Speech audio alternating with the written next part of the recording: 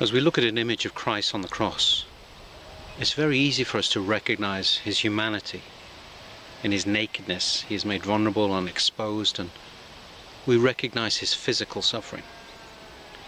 But it's very important that as we look at this image, as we remember Christ's death, we remember that we are seeing both man and God hanging there. We must never lose sight of the fact that Christ is always fully human and fully divine. There is a famous saying from Dostoevsky when he stood in a Roman Catholic church and looked at a crucifix which emphasized the muscles and the physical presence of Christ. He recognized that it communicated nothing of the divinity of God there on the cross. In fact, he said, a man could lose his faith looking at such an image. We must always recognize that it is both man and God in Christ.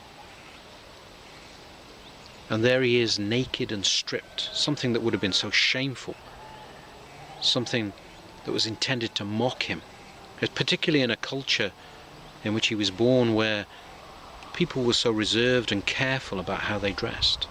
Perhaps it's difficult for us in the West, who are used to people being half-dressed in the cities, to understand what this meant.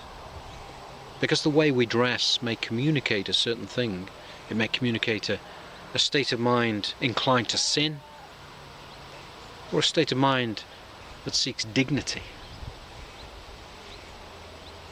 But there is a paradox.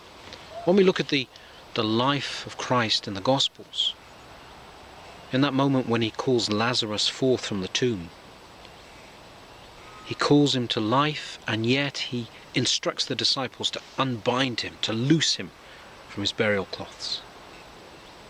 We who share Christ's humanity will be resurrected.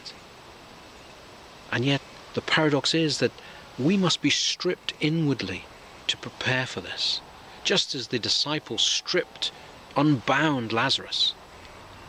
So too we must allow their example and their teaching, the teachings of Christ, to loosen us, to free us from the bonds, the bindings of this life, the world, sin.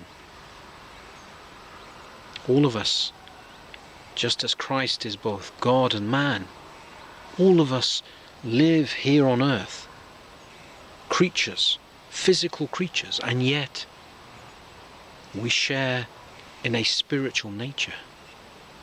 God has planted his image within us.